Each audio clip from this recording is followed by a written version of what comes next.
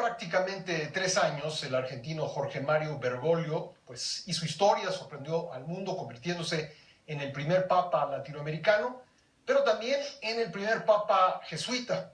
Y para hablar sobre el papa y su próxima visita a México, me acompaña aquí en el estudio Rubén Aguilar, analista, consultor y profesor universitario, así como ex vocero presidencial. ¿Cómo estás, Rubén? ¿Cómo te va? Qué gusto tenerte aquí. Bueno, la compañía de Jesús es una compañía que tú conoces muy bien.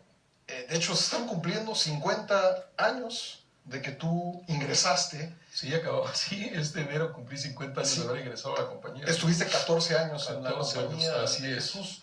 ¿Cómo ves a este papa jesuita?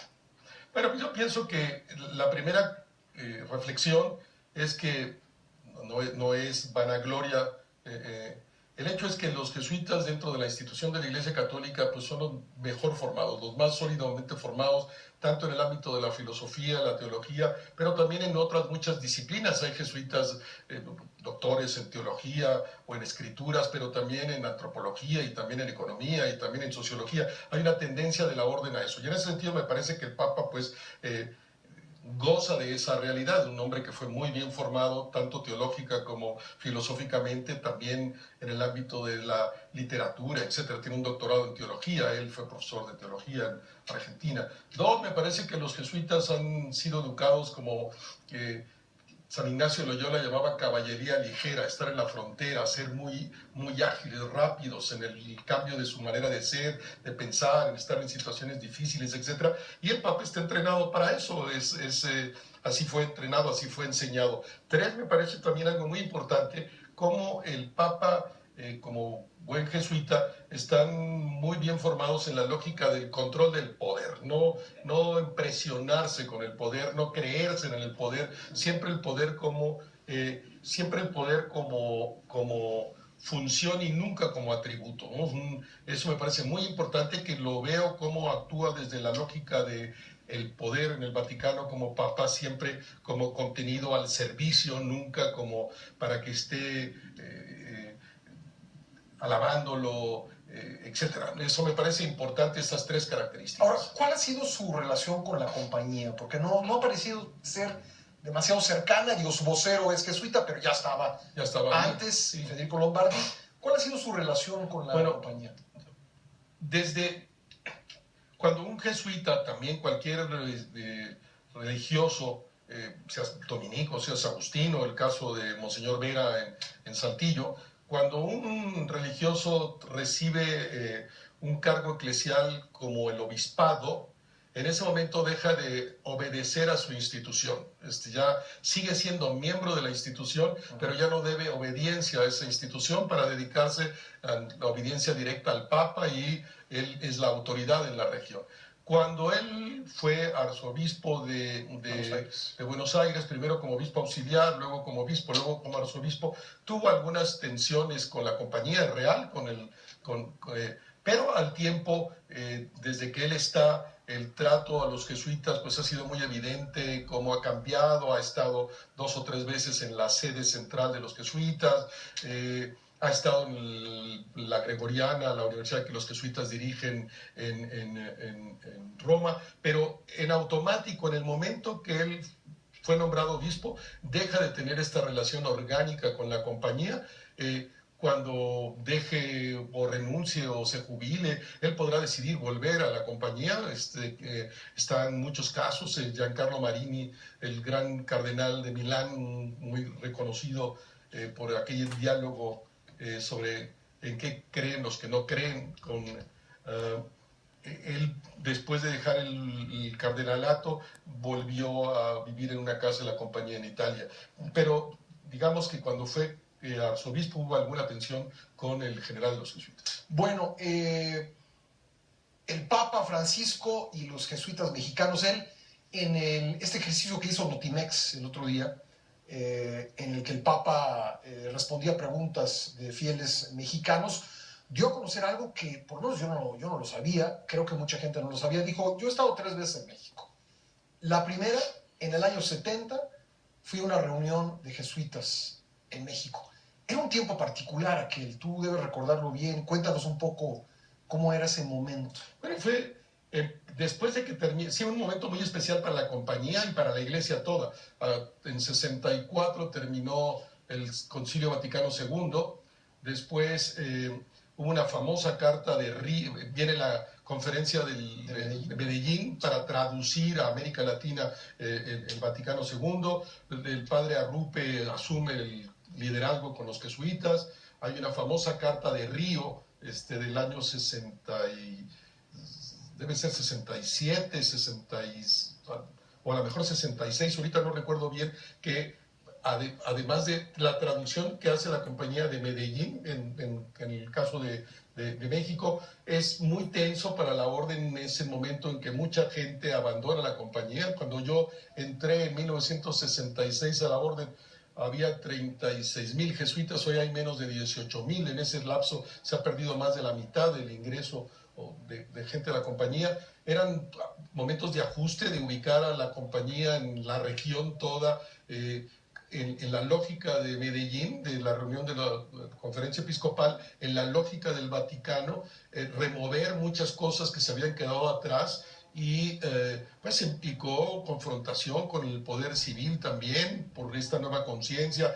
Los jesuitas en México cierran el Colegio Patria, nos vamos a los barrios, yo vivo en casas de cartón con otros compañeros en el proyecto Ajusco que sustituyó al Colegio Patria en aquel momento, ir a los jóvenes, otros se van a Netza, otros se van a regiones de Chiapas, de la Tarahumara que ya existían, pero fue una reunión de jesuitas a la que él viene todavía, él como, no me acuerdo si en ese momento todavía como provincial, eso no me acuerdo, la provincia de Argentina. ¿Tú recuerdas esta visita? No me acuerdo, fíjate, 66, 67. Él habló de 70. Yo tenía 5 años en la compañía para ese momento. Bueno, ahora, es un momento también en que algunos jesuitas se ven pues involucrados en las tensiones políticas de ese momento, ¿no? Sí, yo en México hubo algunos jesuitas que participaron en el movimiento 68 porque estudiaban en la UNAM y se involucraron en el movimiento. La propia Ibero participó en general en el movimiento del 68 y asistían alumnos al Consejo Nacional de Huelva, el CNH, y eso no gustaba al gobierno. De hecho, el provincial fue llamado por la presidencia de la República. En aquel momento el provincial Enrique Martín del Campo fue llamado a Los Pinos como el pajarito, un cierto reclamo por esa participación. Pero yo diría que en México no fue, y toda esta ida a los barrios, compromiso con los más pobres. En México al final creo que hubo problemas, pero más o menos se llevó. La situación fue mucho más difícil en las situaciones de dictadura, como le tocó al propio cardenal Bergoglio, al provincial Bergoglio de los jesuitas en la dictadura argentina, momentos más difíciles en la dictadura chilena, en la dictadura brasileña. En México al final siempre hubo un régimen autoritario pero no dictatorial, y eso hace una diferencia brutal, y el papel que la orden jugó en una u otra realidades pues fue mucho más complicado en los regímenes dictatoriales, como de hecho le tocó a Bergoglio vivir. Rubén, ¿cómo ves esta visita? ¿Qué esperas de ella? Pero mira, yo veo que hay muchas discusiones de algunas cosas que me parece que quisiera decir una primera consideración y después te respondo con claridad.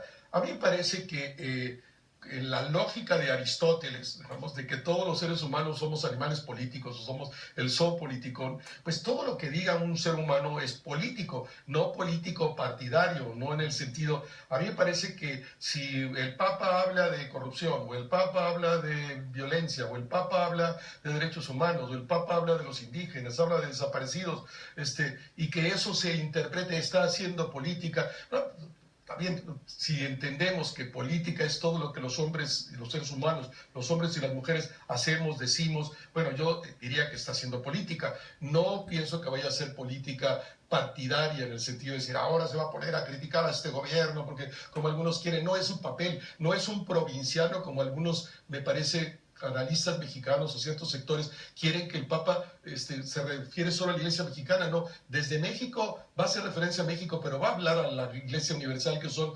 1,100 millones de creyentes. ¿Qué es lo que yo esperaría?